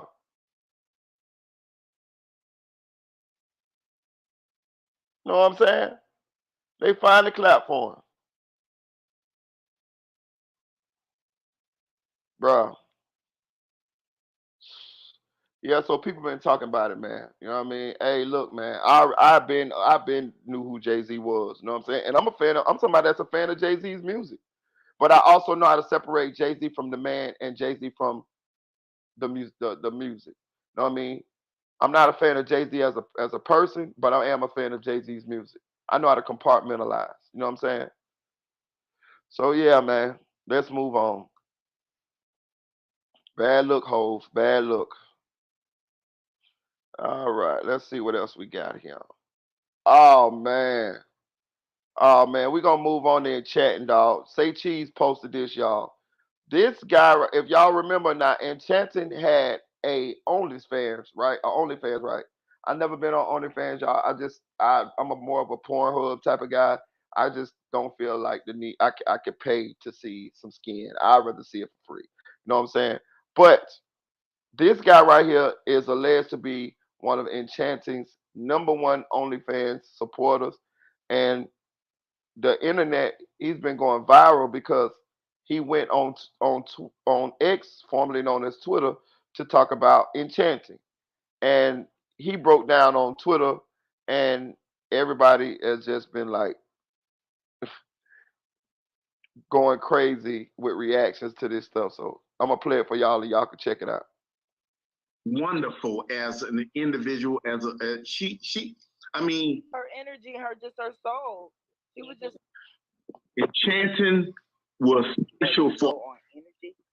She did have a lot of fans. She had 1 million followers on Instagram. She had a lot of fans, man. It's just something about her that just feels so special to me. You know what I'm saying? I never heard of her before this happened. And now this is an OnlyFans supporter, y'all. So special to me. You gotta get right, buddy. They saying Pop mad that he ain't gonna be able to goon to Enchanting no more, bro. And then y'all know what gooning is. Was special for a lot of people that a lot of people don't even know about. She was wonderful as an individual, she. I mean, her energy, her soul. She was just. Enchanting was special for. They say, bro, used to be tearing the skin off his meat watching Enchanting, bro. She had a lot of fans, man. Bro, they say, bro, crying, bro, cause he don't get to tear his meat off no more watching Enchanting, bro. Bro, bro? I'm talking about, bro. Bro, the comments, they going crazy in the comments. Say Cheese posted this, bro. They say Pop was gooning the Enchanting on the fans, my nigga. For a lot of people that a lot of people don't even know about. She was wonderful as an individual, she. I mean, her energy, her soul. It was just Enchanting was special for. She did have a lot of fans. She had a million followers. That's crazy, bro. That's crazy. That's crazy. Pop probably done beat his meat like a million times to Enchanting. I think they say Pop paid $500 a month. Know what I'm saying? To her OnlyFans or something like that. I'm talking about. They say, bro, just sad, bro. I'm talking about. That's crazy, bro. Man, rest in heaven and Enchanting, boy. You don't know, boy. You had an effect on a lot of people, bro.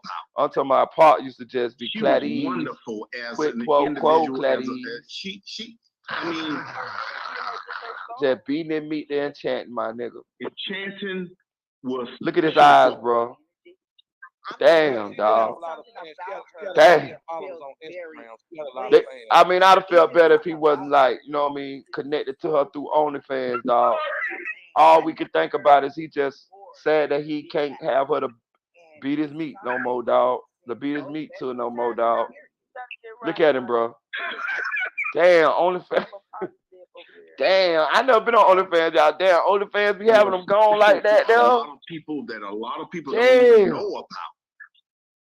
She was wonderful as an individual, I mean, her energy, her soul. It was just. Enchanting was special for. Bro, this that nigga that was on Players Club. That diamond, that with the diamond house and tried to, you know what I mean, get it, break in her house and shit, my nigga. This shit sad. I ain't gonna lie, it is sad, my nigga. Bro, you was beating your meat to that lady, my nigga. You up there being crime, bro. You want her back alive so she could be on OnlyFans, so you could watch her parade around in lingerie, and you could beat your meat, dog. Let's just be honest, bro. As an individual, I mean, her energy, her soul. It was just. Enchanting was special for. That's crazy. That's crazy. That's crazy, bro. But if y'all want to see this, go to X and look at Say Cheese, my nigga, and read the comments, bro. They murdering this man in the comments, bro. Rest in heaven and Enchanting, bro. Oh, Pop ain't gonna never bet it. Pop, boy, you better have screen recorded or something. God damn. That's crazy. All right, let's move on. That's crazy, bro. That's crazy. I'm talking about Pop just mad about that. Let me see. What else we got? I think we got goddamn. I think we got DJ. I think we got 50 Cent. Now we got 50 Cent. All right, give me a second, y'all. So 50 Cent went off on Supreme's son because Supreme's son met with Southwest T and gave Southwest T a shirt that said "Free Supreme, Free Meech," right? And he felt like that was disloyal because, of course, he been doing the BMF series, and that's been putting money in Southwest T's pocket. Let me see.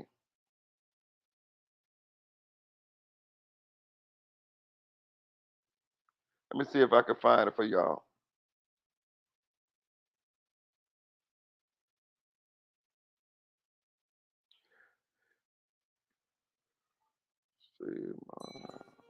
Happy birthday, Marty. I just seen something else come across the presses. I was gonna end the live after this, but we got to talk about something else. Something else just came off the presses, bro. We got to do it. So after I do this 50 Cent one, I got another topic, and this one fresh off the presses an hour ago.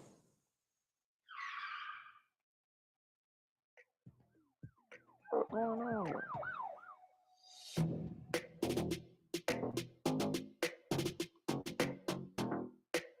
Hit that like button, y'all. Supreme's son responds to 50 Cent for comments made after he met up with Southwest T. First and foremost, it's always going to be free meats, free preem. Salute to the biggest to ever do it. So this is Supreme's son. Y'all remember Supreme, the one who shot 50 Cent. And he stopped by Detroit to give Southwest Tea, the real Southwest Tea, a shirt that said, you see the shirt say free preem, free meats, right? 50 Cent caught wind of this and threatens to end the BMF series because of this loyalty from Southwest Tea.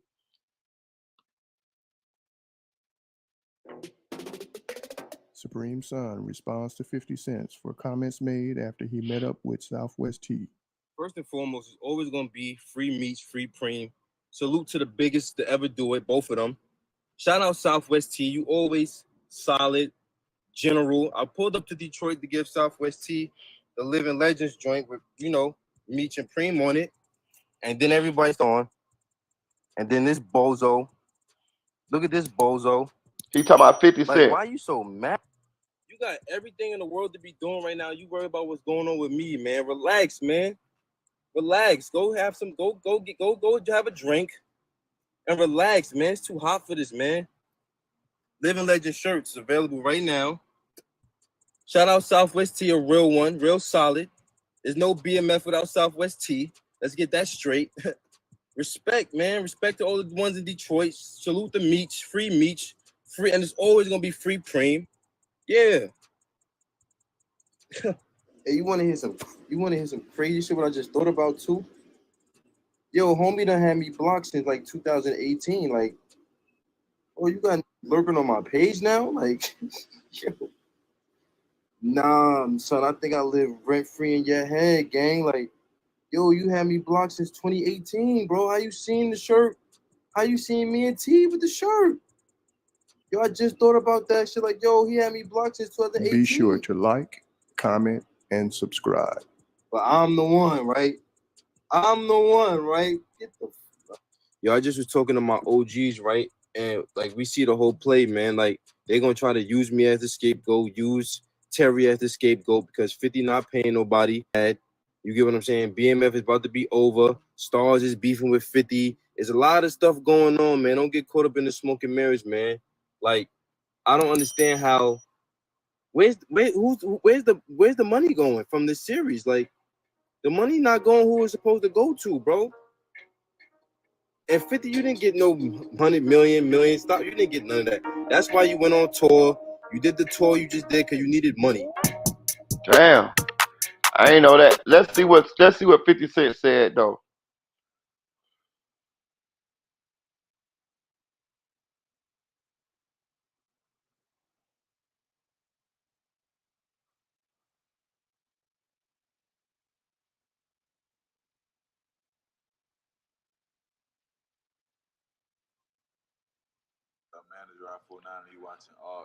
That was a lot of crazy claims he just made. You got the front. Yeah, I do. Okay, we seen that. I want to see what 50 Cent said. This moment right This here. what he said right here.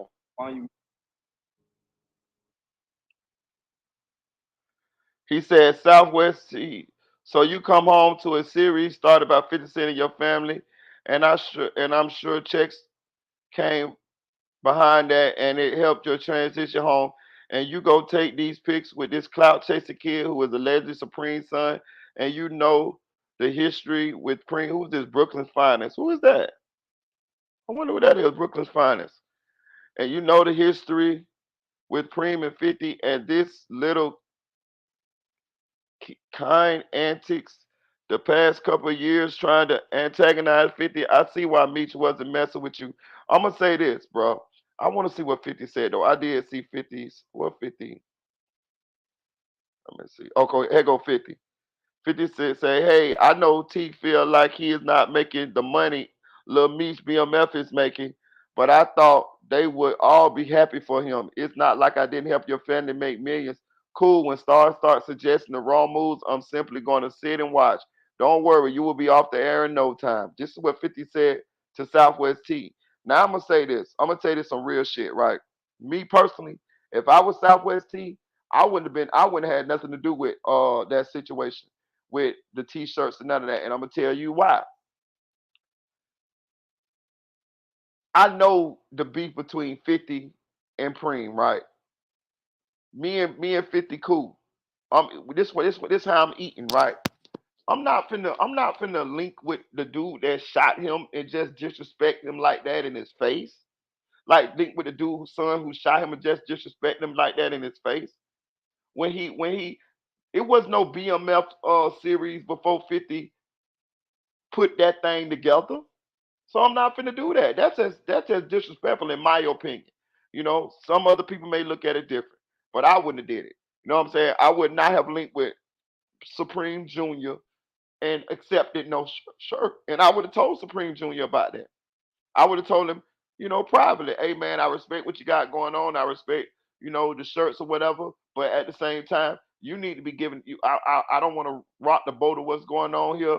You know what I'm saying? We got something good going on over here for me and my family, and we eating over here. You feel me? Um, Meech is my brother. I love him, but at the same time, and I don't got no beef with Preem. But out of respect for the person who putting food in our mouths, who helping me and my family, I just want to stay away from that. No disrespect though. Know what I'm saying? And I would have just left it at that.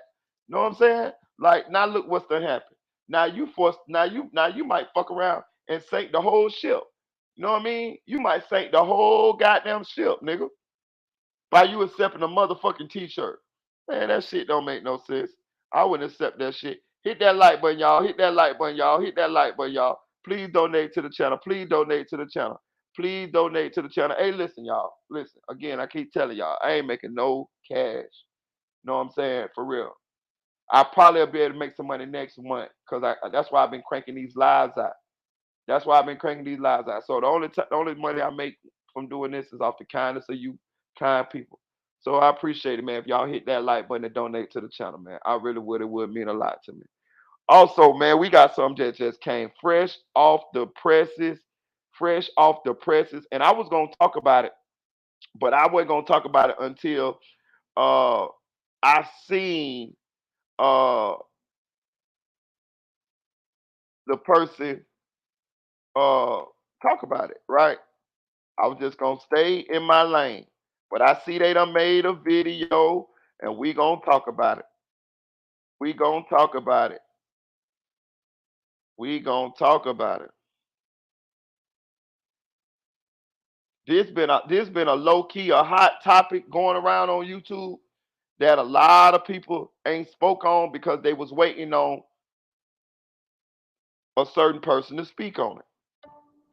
And now I see they done spoke on it. I'm finna speak on it, right? Okay. If you've been rocking with Okay.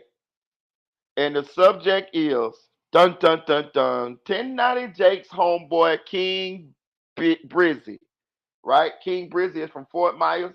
He was locked up with 1090 Jake. He the person that 1090 Jake was showing playing this video when he first started out, and he could rap and stuff like that there. And I think Byron Blake started it. Byron Blake and then what's the other white dude name? Byron Blake started it. He gave it to the other white dude, and then the other white dude gave it to KB Goes Live. So this been and when I mean gave it, he gave the paperwork. So King Brizzy, who is the first interview that 1090 Jake did on his podcast, and one of the first people that 1090 Jake promoted when he first started in the sentence. Um, it's apparent that he's a rat. You know what I mean? And I wasn't gonna speak on it. I wasn't gonna speak on it because I wanted to give 1090 Jake enough time to respond, and I wanted to see if 1090 Jake was going to uh,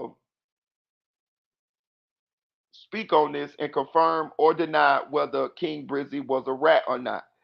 This is my first time seeing this. I never saw this, and we finna all watch this for the first time. This just dropped an hour ago. This is 1090 Jake talking about his homie King Brizzy's paperwork.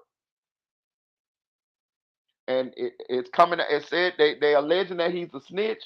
I don't know. I don't know whether 1090 J gonna confirm or deny that King Brizzy is a snitch, but we finna find out right here.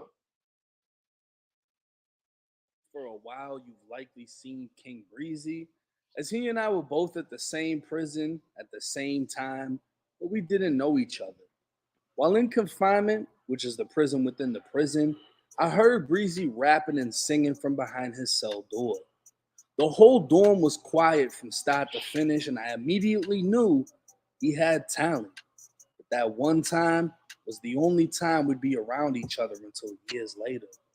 A mutual friend named Brando would connect us while Breezy was still in prison. Brando, along with a few others I'd been in prison with, would all vouch for Breezy as not only being on that, but being a genuine good person. I'd hear his story, how while in prison, Breezy's little brother was murdered. Breezy would be released, and shortly after, he'd be arrested for murder, charged with killing his brother's alleged killer. The news would paint a story of revenge, and the story would get even crazier when all charges against Breezy were dropped due to lack of evidence. A Fort Myers man accused of murdering a father in South Lee County back in May is now back on our streets. Abraham Rivera was released from jail this week. He was initially charged with second-degree murder, accused of shooting and killing Eddie Powell Jr. at the Island Park Shopping Center off of 41. Investigators painted the act as a form of vengeance following an ongoing dispute between the two. We are still working to find out why the case against Rivera was dropped. I wasn't even thinking of YouTube at the time. This was something out of a movie, or something that should become one. This was the life story every rapper wished they had, and everyone in Breezy's circle knew the potential he had. Back in 2020, I dropped a 19-minute video on Breezy, his music, and his story. To be in prison and hear your life story was being shared and you were amassing new fans, to hear your channel hit 1,000 subscribers in only a few hours, it must have been pure motivation for him to get out and take off in the music industry. He'd message me on JPay, a prison email system, showing appreciation, and me and Breezy would establish our own friendship as time went on. I'd communicate with his mother as she ran his social media while he was incarcerated, and 6 months after the first video, I'd make an update after his mom told me he was stabbed 15 times. The video would keep his name ringing, and not long after, I thought I'd send him a surprise. Back in 2020, you could pay no jump at $85 to listen and review your music, so I decided to send him Breezy's song from prison, Silent Treatment. Housephone and Cam Girl would love the song, and I'd send the clip over to Breezy's mom so she could tell Breezy they just played his song on one of the biggest hip-hop channels on YouTube. Like I said, me and him never officially met, and he'd always show appreciation for what I was doing for him. But his affiliation would later cause conflict. King Breezy was a self-admitted, documented member of the Latin Kings. It was easy to see some of the people in his group wanted to reap the benefits of his talents, and because he was king, they felt as if they deserved to be the only ones he collabed with. This would lead to a failed prison YouTuber named King Domi. Domi would claim nobody knows Breezy how he knows Breezy, and that I was just trying to use his name for views, the same views that he wanted. What Domi's dumbass failed to realize was it was Breezy himself who wanted to be on my platform, and the only reason I even did it was as a favor to our mutual friend. But in my eyes, if Domi's a king, he's a reflection of Breezy. And if Breezy can't get him to shut the fuck up, then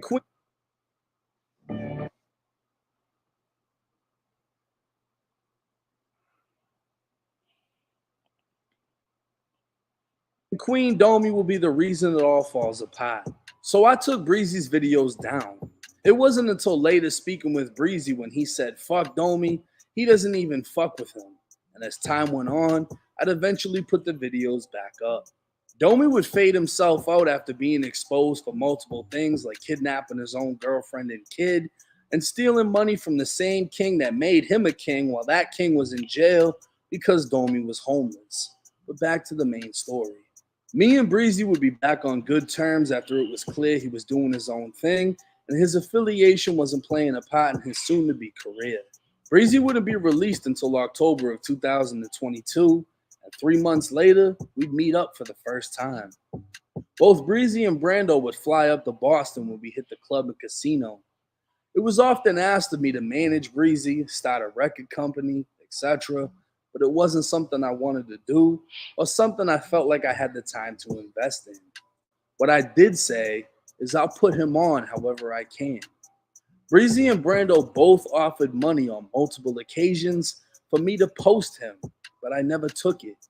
I never actually profited off anything aside from the videos that I created, and I took pride in that.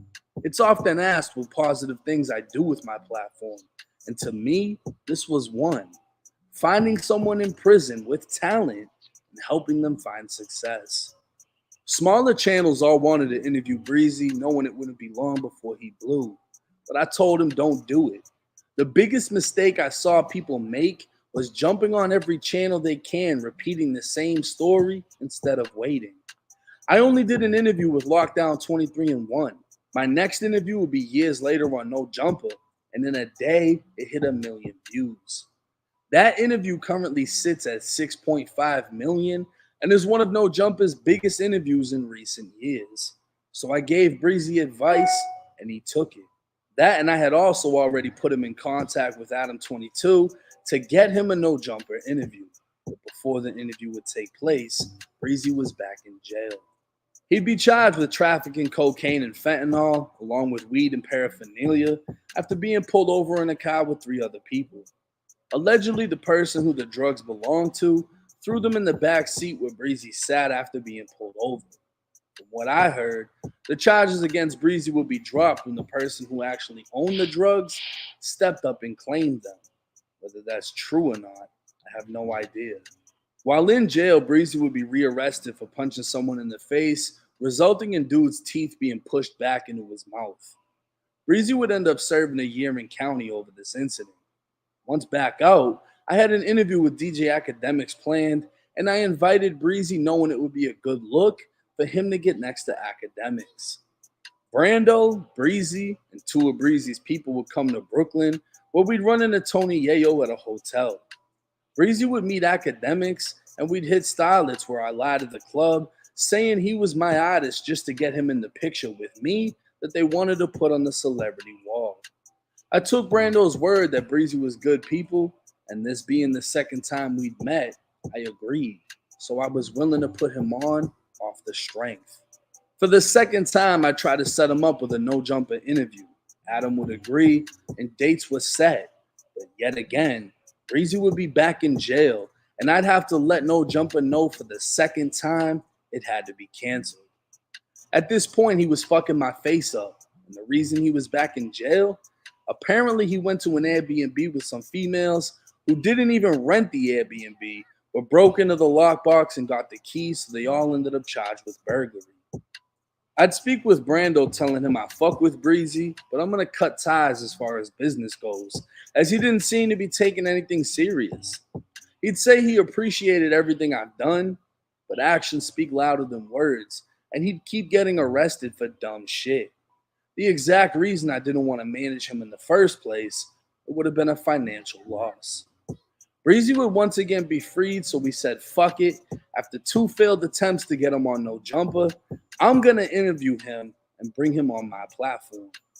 This wasn't my first interview, as I did Zoom interviews in the past, but this was the first high-quality interview after passing 1 million subscribers.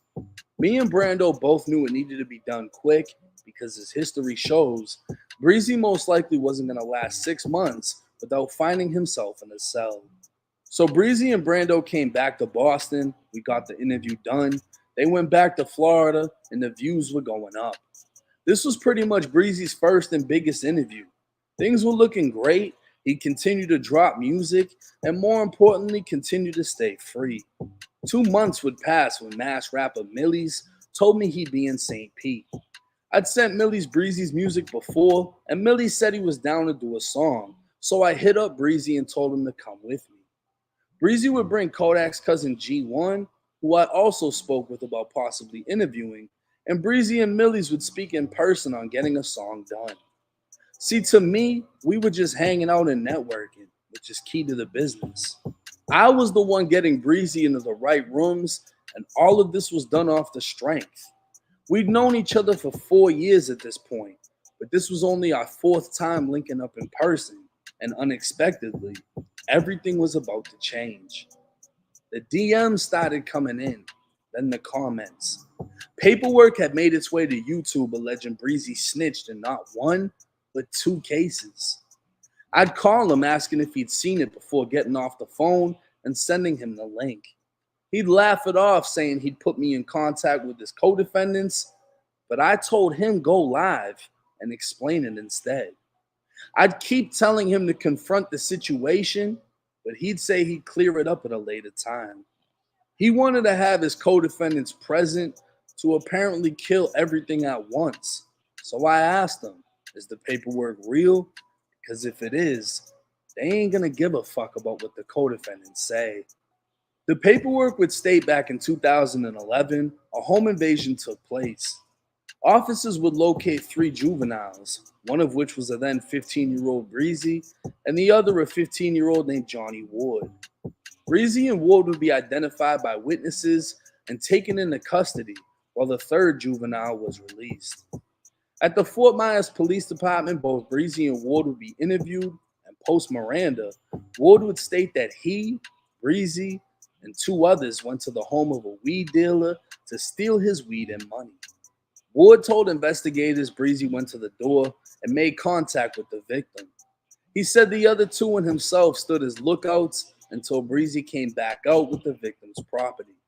So at this point, Ward not only admitted to the plan, he said everyone played a role, but mainly placed the blame on Breezy as being the one who actually did the home invasion.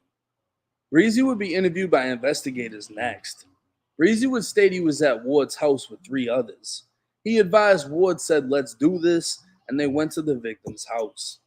He advised he rushed the victim with another person, but said he didn't have a gun and only told the victim he did.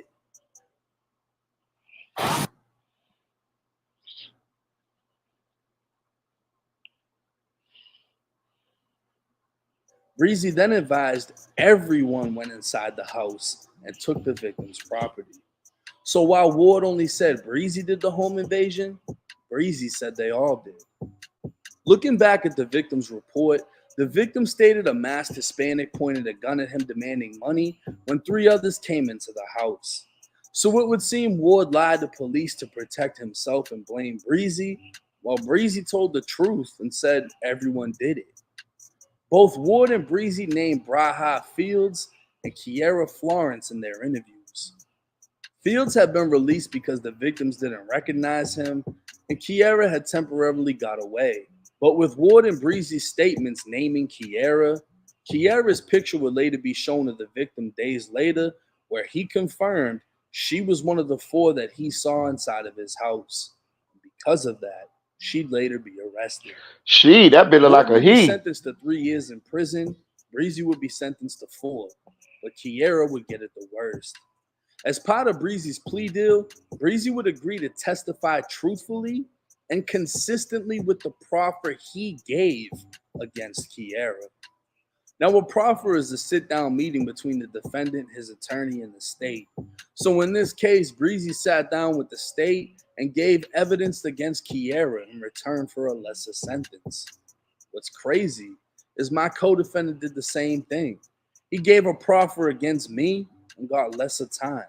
I got a letter while in confinement at the county jail stating my co-defendant was now a state witness, and Kiera would receive the same letter stating Breezy was a state witness against her. Damn. She'd eventually be sentenced to 6 years and 3 months in state prison, as she was 18 at the time of the home invasion, while Breezy and Ward were 15. But this was just the first case. A second case would state that after Breezy was released from prison in 2015, he was riding passenger in a vehicle that was pulled over. A firearm was found, along with marijuana, so Breezy and the female driver were handcuffed and read their rights. Both agreed to speak, and Breezy would state the firearm was not his, it was the female's. He advised he understood why the vehicle was stopped and that he was not wearing his seatbelt. He also stated he had just got into the vehicle a few minutes prior, and he noticed the vehicle smelled like marijuana. While at the jail, Breezy advised the detective the firearm was behind the driver's seat, implying it was behind the female driver. When asked if his DNA would be on the firearm, Breezy would say he wasn't sure. The female would also speak with officers saying she was unaware that the firearm and marijuana was in the vehicle. She stated that she believes they weren't in the vehicle until she gave Breezy a ride to the store, and she didn't smell marijuana prior to him getting in the car. When asked what Breezy was doing when they were pulled over, she'd say she was concentrating on driving and didn't see. Now, like I said, I texted Breezy asking if the paperwork was real, and the next day he'd call me saying it was, with his own explanation. But I didn't want to hear it because a phone call with me meant nothing. The narrative was less about him snitching and more about me being the so-called king of paperwork. It would be alleged that I must have known about his cases and covered it up for him, that I was selective politicking, and that I must have known he snitched, but because we were friends, I didn't expose him. On June 8th, Breezy would FaceTime me with his co-defendants. He'd show me him with them, and Ward would take the phone saying the whole thing was being made into something it wasn't, and saying he wanted Breezy to tell investigators there wasn't a gun. But I'm guessing Ward didn't know I saw the paperwork, where Ward clearly tried to blame everything on Breezy. Kiera would then speak, and the first thing she said to me was, when Breezy snitched on me, I don't even consider that snitching. It was so long ago, and everyone was young. Now that right there was crazy as hell to hear because she really wasn't helping his case at all. She'd continue on saying she was the one that had them in the streets, but like I said before, it didn't really matter what they said because the paperwork said enough. I'd end up repeating what I originally told Breezy to them. Telling me about y'all's case is nothing because I'm not Breezy's lawyer. I'm not here to defend him. The best thing y'all can do is make a video explaining y'all's side. I already told Breezy I wouldn't be using my platform to defend him because it was on him to explain it. I told him me giving him the luxury of using my platform would be biased. And if I gave him that opportunity, I'd have to give it to every other rapper I've exposed. The next day, I'd ask him if he was going to make a video clearing the air. He said he would, but he was still waiting on his co-defendants to make a video. He'd send me a video of Ward explaining things and keep texting me. And I'd tell Breezy he really just needs to address it, and he'd swear he would. I'd send him 4 videos people made alleging I covered his case up, and yet again he'd say he was making a video to clear up everything, but it would take a week. I'd tell him that's a long ass time to wait, and there's no point in waiting because whoever was looking into him most likely already requested his interrogation, body cam, proffer, and whatever else they can get. I'd tell him the video he was waiting to make was for him, and that I want my name cleared. At this point, I wasn't trying to read everything he was saying. He'd say he'd send me a video, and I told him, don't send it to me, post it. To me, it seemed like he was avoiding addressing the allegations because he knew he fucked up. He'd even spoke to a friend of mine saying he felt like these things would eventually be brought up, which was crazy for me to hear because he knows who I am. He knows what I do, and he never told me about it until after it was exposed. But what bothers me most is a week would pass and Breezy still hadn't addressed it. Breezy still hadn't cleared my name. This video was a clear reflection of everything I did for him, everything I put him onto, and everything that could have been. So to realize he wouldn't clear my name because he didn't want to publicly accept his paperwork, it was disappointing. Because out of everything I could have charged him for, I felt like he at least owed me that. I told him I wouldn't be making a video on what took place, but he needed to address it. And now here I am making the video. Because at the end of the day, I have my own name to defend along with my own brand. So ties between me and Breezy are officially cut. And once again, the rumors that they tried to put against me are shot down. I was making videos about Breezy within a year of starting my channel. It wouldn't transfer over to covering rappers' paperwork until another year after. I never had a reason to look into his old cases aside from the murder, and the majority of rappers I've exposed for snitching were exposed by someone within their own city who then sent the paperwork to me. My platform just brought it to light. But at the end of the day, people who don't like me or the success I've found will say whatever they can against me until the day that they die, because there's not much else that they can do. So now they want to look into everyone around me and try to come up with a conspiracy that can be used against me. But hey, it's 1090 Jake. I'm rocking with y'all. All right. It's a lot to unpack here, right? Let me see. Where do I start? Where do I start? Okay. So,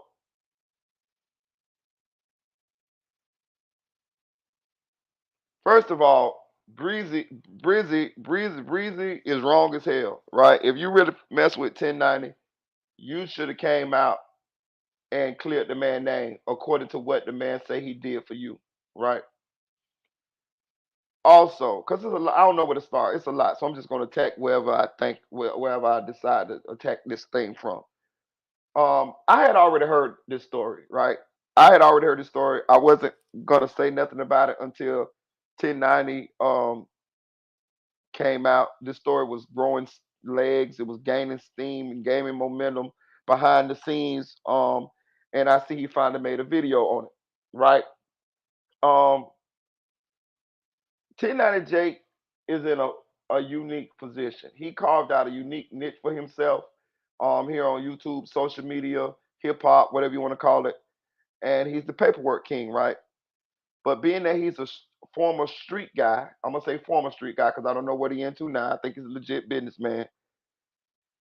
People that he's affiliated with or associated with have come to light to be rats.